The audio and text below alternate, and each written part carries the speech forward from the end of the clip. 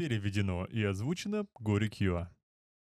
С добавлением поддержки мультиплеера Distant Horizons наконец-то стал полнофункциональным, и мы можем перейти в бета-версию. Но поддержка мультиплеера не единственное изменение. Вот краткий обзор некоторых новых функций Distant Horizons Beta. Ранее вы могли использовать Distant Horizons на сервере, поскольку он работал только на стороне клиента, но были некоторые ограничения. Вам приходилось загружать чанки, чтобы их увидеть. Иногда переходы уровней работали некорректно. А измерения в чанках за пределами вашей стандартной дальности прорисовки не отображались. Теперь с добавлением поддержки на стороне сервера все эти проблемы устранены. Вы и ваши друзья можете заходить на выделенные сервера или играть по локальной сети и видеть горизонт, не путешествуя на десятки тысяч блоков в каждую сторону. В качестве приятного бонуса теперь можно наблюдать за действиями друзей на расстоянии, будь то строительство башни Арун или гриферство в случайной деревне. Вы видите все почти в реальном времени. Поддержка серверов доступна в двух вариантах — мод и плагин. Версия мода совместима с серверами Forge, Fabric и NeoForge. Просто поместите jar файл dsbeta в папку модов сервера, и все готово. Это работает и в локальной сети, если как у хоста, так и у клиента включена генерация дальних чанков. Версия плагина предназначена для серверов на основе Bukit и требует отдельного jar файла. Огромная благодарность BOV и GCF за работу над поддержкой для серверов. Хотя мы рекомендуем устанавливать Distant Horizons на сервер для наилучшего опыта, это не значит, что мы перестали улучшать одиночную или клиентскую версию.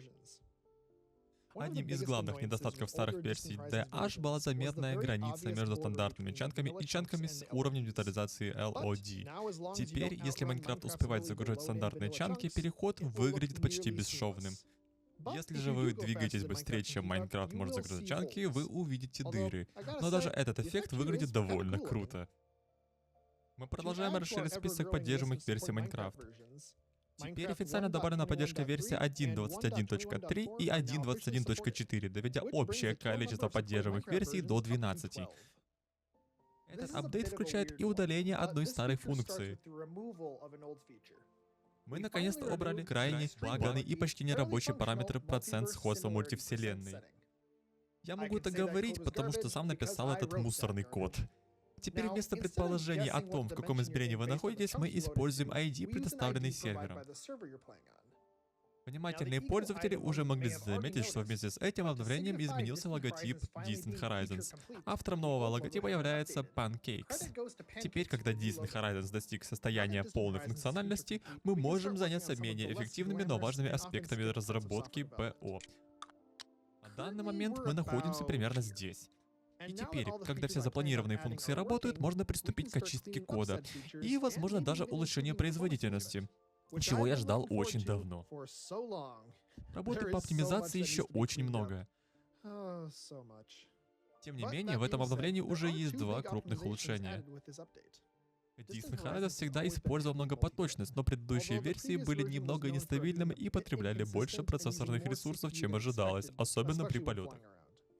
Теперь, благодаря динамическому распределению потоков, нагрузка на процессор стала более стабильной, зависимо от того, что вы делаете. Задержки из-за сборки мусора значительно снижены. Раньше игра могла выделять от 4 до 8 гигабайт оперативной памяти в секунду, но теперь это значение снижено до примерно 1 гигабайта в секунду.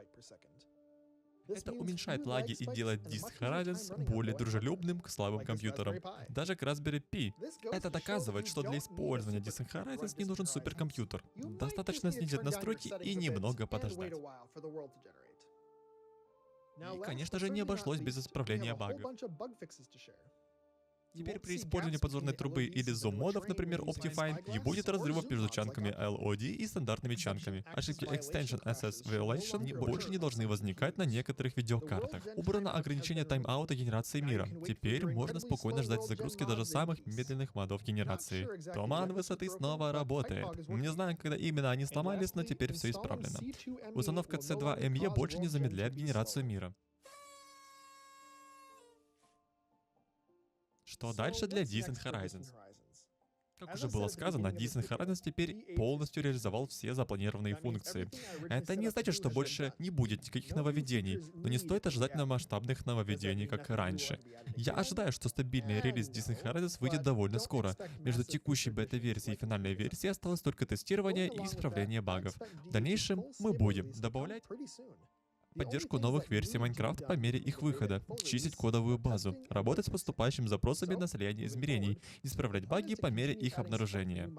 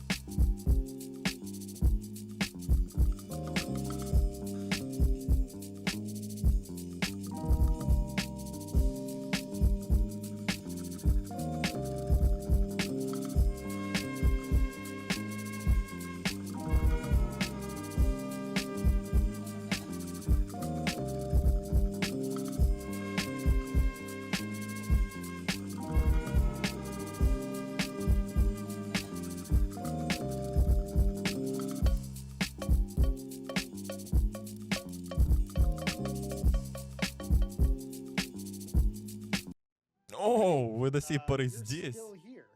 Вот вам важное объявление.